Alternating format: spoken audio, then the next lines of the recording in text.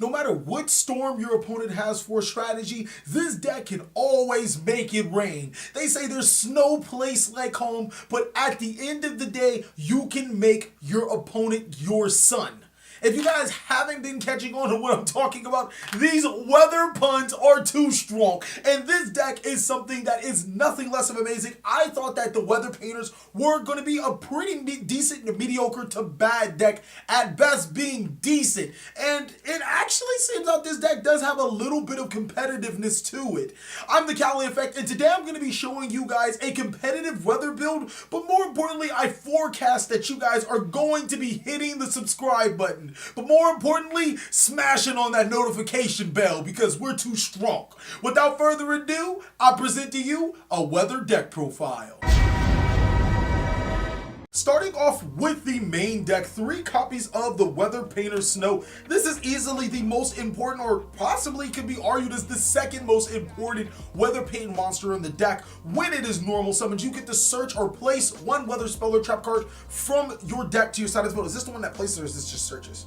Yeah, I think all of them place. You can place 1 weather spell or trap card from your deck to your side of the field. Its 2200 defense is a massive body. And keep in mind, every time a weather painter monster is banished by one of your weather spell or trap cards, it can shadow itself back to the field. No? Alright.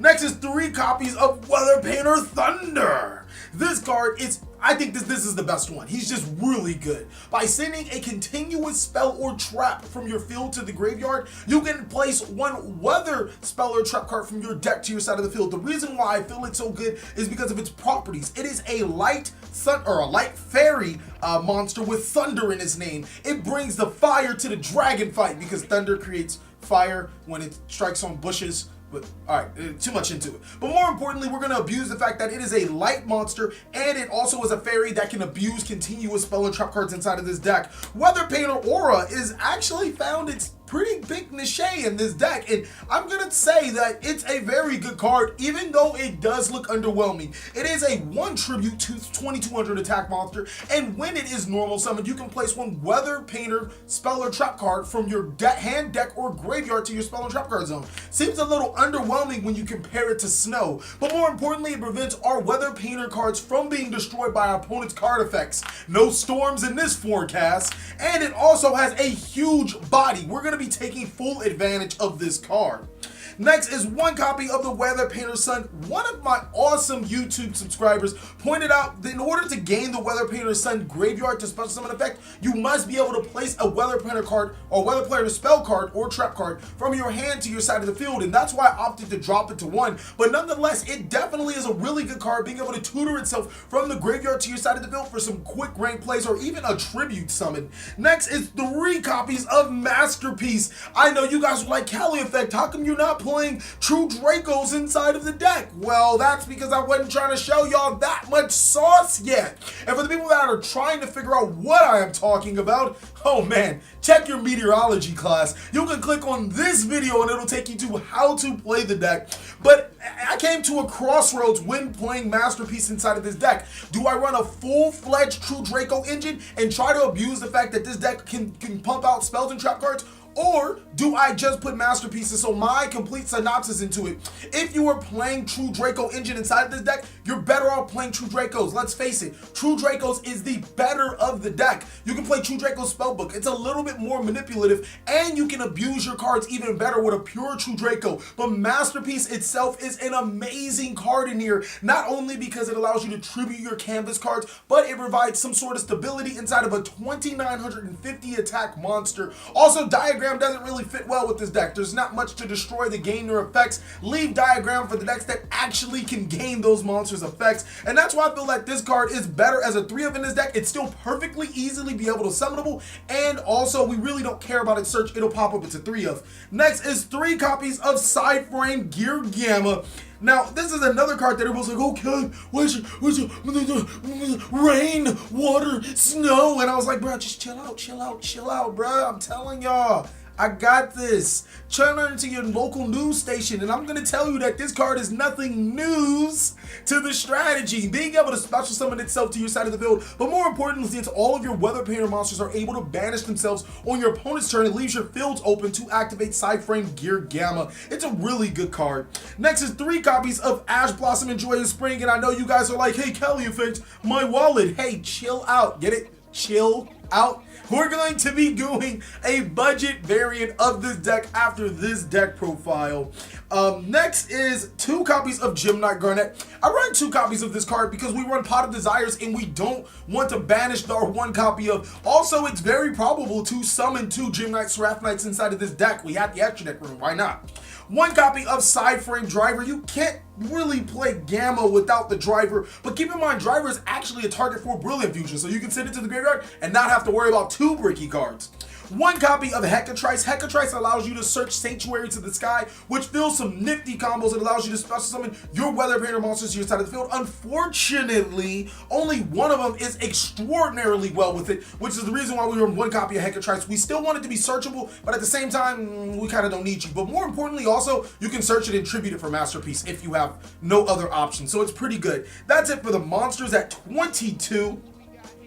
For the spells, or should I just say, nah, I'm not going to say it just yet. 3 copies of the Weather Snowy Canvas. This is the best weather card that is a spell and trap. What it does is by banishing one of your monsters, all of your monsters adjacent to this column in front of this card's column gain this effect. You can banish one of your weather monsters to add a weather card from your deck to your hand, but you can no longer search for the rest of the turn. So initially you can only gain this card's effect once during that turn, but it allows you to continuously be able to search your weather cards. Once you get this card and a weather monster on the field, the rest of your deck just becomes really easy to search. 2 copies of the Rainy Canvas. What this card does is allows us to manipulate spell and trap cards on the field by bouncing them to our opponent's hand on the end phase. This card's really good at manipulating your opponent's boards. And then 1 copy of the Weathery Sunny Canvas. This card is actually made the top cut, and looking at it, you guys are like, why the fuck did this card? It's a really nifty combo with this card. It's a great one of. 3 copies of Brilliant Fusion. I mean, it would be almost brilliant to play this card. I mean, what Brilliant Fusion does is allow us to summon Gem-Knight Seraph Knight, which gives us 2nd summons for our Masterpiece, and allow us to normal summon our weather monsters. It's almost a no-brainer. Hey, man, you can make it rain on them hoes with this card. Next is 2 copies of Valhalla of the Fallen. Sometimes I like rain. Other times I like fallen angels. Who knows whatever comes out of the sky. It allows us to special summon a fairy monster to our side of the field. Am I forcing puns? Well, I think I'm pretty fucking punny, so you guys can go shut the fuck up. Next is 2 copies of Pot of Desires, banishing 10 cards from your deck to draw 2 cards. We run so many 3-ofs that banishing 10 cards doesn't really mean anything. And then the Super Secret Tack. The reason why Aura fills so well into this deck, even though it's a tribute, is that 1 copy of the Monarch Storm 4. We have 5 tributes in this deck, so this card can be very live. But even more importantly, when we don't see it, we can substitute having 5 tributes by tributing our spells and traps, our 2nd summon with Brilliant Fusion, and our recursion and bringing monsters to the field through Valhalla of the Fallen, and also our rainy monsters can special summon themselves. And once they become of little use, cough cough Snow, I'm looking at you, you can be tributed for additional effects. And that's how we can get away with playing weather cards, even though, or the weather aura, even though it is a 1 tribute monster. I don't know, I thought it was bad myself too. That's it for spells. I'm pretty sure it's 14. 4 traps. We run 3 copies of Thunder Canvas. This is the best weather trap card. The other one is completely terrible. Let's not talk about it. When one of your weather monsters battles, it creates a thunderstorm that's going to return that monster to the hand by banishing one of your weather monsters. It is our main source of offense through the weather monsters. Also, it's a searchable continuous trap card for Masterpiece. 2 copies of Lose One Turn. This card actually decided to transfer over. There's a couple of things I want you guys to realize when you're playing cards like Lose One Turn. First of all, you can summon monsters like Masterpiece under Lose One Turn, and it's unaffected, even though you wouldn't special summon it anyways. Secondly, you can tribute cards like Lose One Turn for Masterpiece, but more importantly, this slows down almost every single deck in the meta, being able to prevent their monsters' effect, and we can still gain ours. Yes, our monsters will be in defense, but they kinda can't special summon. unless they want their monster's effects negated. And then lastly is one copy of Skill Drain. Basically lose one turn on drugs, but a little bit better. You get this card in Masterpiece on the field with Masterpiece unaffected by traps, which isn't that hard to do. Saying that Thunder Canvas is pretty searchable, then you're going to be in, or your opponent's going to be in for some trouble. I mean, I don't want to be in that firestorm. That is it for the traps at 6. I know you guys I snuck that one in. I know you like that, bro. And a lot of people are wondering, damn, TheCaliEffect, you run so many expensive cards. How will I be able to budget this way? So looking at the deck, I'm going to say that you guys can afford the Brilliant Fusion Engine. It's not that terribly expensive. I'm also going to say that you guys can or can't afford Side Frame Glamours as a substitute. So we're going to drop the Side Frame Drivers and the Gammas. That's 20, 40, 60, that's 60 bucks right there. Not too expensive. But then the Ash Blossoms are 70 each. That's going to give us 7 cards to work with. And we actually do have something for the people that don't want to run the Brilliant Fusion Engine, but it does, I'm telling you, the way that the Brilliant Fusion works in this deck, it's saucy. So that's 7 cards right off the bat. What I would recommend is 3 copies of Ghost Ogre, 3 copies or 2 copies of Drowning Morphorus, and you can run Anti-Spell Fragrance, which is a really good card for this deck before somebody else mentioned that. So obviously you can see that that person actually mentioned that. Really good for a budget option. That should bring your deck down quite a bit significantly in price. But on to the extra deck. 2 copies of the Weather Painter Rainbow. I didn't know this card's utility until I actually looked at it. So sending it from the field to the graveyard to negate a summon does suck ass. And the reason why is because if you were ever to revive it, it has 3 link arrows pointing downwards, meaning that you won't be able to summon monsters from the extra deck. Also, when it's banished by a weather card effect that it will gain is also another bad thing because it gets special summoned to your side of the field. All 3 link arrows point down. I really wish that link arrows pointed somewhere else. It doesn't. But its true value is allowing your weather monsters to gain an additional effect of banishing to stop your opponent's cards. It's a really good card. 1 copy of Borolo Braggin for when you just bicking back being boo. And then it's also Biko Bulker, because we just bicking back over here all day. Next is Gaia Saber, the Lightning Shadow, Proxy Dragon, Akahisic Magician. These are just really standard link monsters that you can run into your deck. This deck is pretty flexible when it comes to the extra deck. You guys can actually run Ghost Ogres and Ghost Reaper and Winter Cherries and combo it off with extra deck cards that are harmful against the harmful for the opponent. 2 copies of Cypher Lord Omega because we do run the Gamma combo. If you guys don't run the Gamma combo, I probably would urge you more towards the Ghost Reaper route. Next is 2 copies of Leviair. All of our monsters tend to get banished some point in now, and Leviair tutors those monsters back. It's probably the best rank 3 for us. Super Quanto Mech Beast Grand Pulse when we need to summon a monster, destroy a spell or trap card, but we need that monster on the field.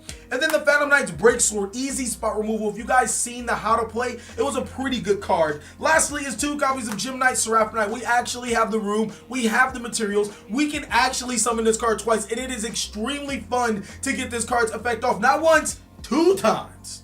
But that is it for the extra deck. Now looking into the sideboard, 3 copies of Drolling Lockbird, you know, kind of good card, you know what I mean? It really prevents Spiral players, decks that do multiple searches, Pendulum Magician, and so on and so forth. 3 copies of Cosmic Cyclone for more back row destruction in case you see it. I'm really good against Paleo and such. Darko Raigeki for board clearance. I would have liked to fit this card into the deck, but since we had so much destruction, recursion, we had so much things going on, I don't think that this was very necessary unless you go against certain critical matchups. 3 copies of Anti-Spell Fragrance for you budget players. Obviously, this card would not be in here. It'd probably be more towards your main deck, but Anti-Spell Fragrance is a really good card for this deck. And then the Macro Cosmos, a really good card in this deck. The only reason why it's not in the main board is because if it is face up, it prevents me from activating my hand traps, and I run 3 that can be activated. I mean, possibly 6 if I have the Drolling Lock. But against decks that run a lot of hand traps, this card is nasty. Lastly is 3 copies of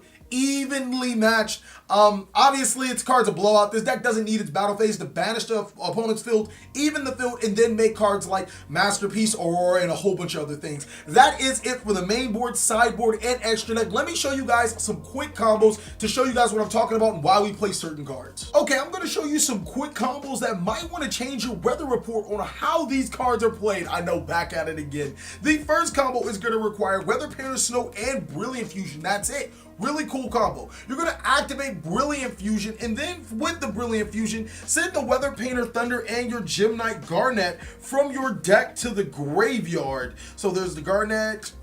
That's going to bring out Seraphite to your side of the field. Use your first or your Seraphite summon to normal summon Weather Painter Snow. So Snow is going to go ahead and add the spell card that I never thought was good, which is going to be the Weather Sunny Canvas. Activate the Sunny Canvas, use the effect to banish Snow, attributing the Seraphite to summon the Weather Painter Thunder to your side of the field. Now Thunder can trigger its effect to send Brilliant Fusion to your graveyard to do one of two things. You can either put Thunder Canvas to your side of the field, or you can put the Weather Snowy Canvas, which I'm actually going to do. I'm going to go ahead and activate Snowy Canvas, banishing the Thunder to add another weather monster from my deck to my hand. And keep in mind, fellas, I still have not normal summoned. So with that, we are going to add, I guess it doesn't really matter. We could add another monster. We can add Aura. There's just so many things that we can add right now, and it's really good. If we add the Masterpiece, we can add the Trap card. So I'm going to go ahead and add the Trap card and pretend that we have the Masterpiece in our hand. We're going to add the Trap card, which is going to be Thunder Canvas. Activate the Thunder Canvas and then tribute any two of these cards for the Masterpiece, and also gain back our Weather Painter monsters on the opposing turn. It's a really powerful combo. The next combo we're going to be talking about is just two simple cards. Again, it's going to require Valhalla the Fallen One and the Weather Painter of Thunder. What you're going to do is activate the Valhalla the Fallen One, and since you control no monsters, you can special summon Weather Painter of Thunder. Use Thunder to send Valhalla to active or to place, Snowy Canvas to your side of the field. Snowy Canvas is going to banish the Thunder to add Painter Snow to your side of the field. Now go ahead and normal summon the Thunder, and then that's going to place the Weather Thunder Canvas to your side of the field. That's how you're going to get Snowy and Thunder to your side of the field off of just two really quick combos. The last combo, and keep in mind, just about Masterpiece is an extender to all of these combos. You can wind up with some pretty wacky boards if you include Masterpiece. This last combo is going to be Weather Painter Aura, since y'all niggas hate her too much. Brilliant Fusion and Masterpiece. Activate the Brilliant Fusion, and this time around, I'm just going to go ahead and send one of our Bricky cards to the graveyard along with the Garnet, and it being Side-Frame Driver. Now, this is probably going to freak your opponent out when you send Side-Frame Driver in. They know you're going to play the Gamma card, but you're not going to hard draw it, so it's not going to be that bad. Special summon the Gem Knight Seraphite, and then use your Brilliant Fusion summon to send the Seraphite to the grave to summon your Weather Painter Aura. Aura's effect is going to activate to add Snow Canvas. Where's the Snow Canvas? From your deck to your hand. Activate the Snow Canvas, then use it to banish it to add the Thunder Canvas from your deck to your hand. Now you can set the Thunder Canvas and then tribute both the Brilliant Fusion and the Thunder Canvas for your Masterpiece, and on your turn, return back your Weather Painter's Princess Painter Aura to your side of the field. Some really awesome combos with this deck. This deck is just really good. I really appreciate you guys for watching. If you guys would like to have your personal deck profile or any deck profiles going, then join that Patreon game. We have some awesome rewards for you guys. Thank you guys so much for watching. Please like, comment, subscribe, but most of all, enjoy.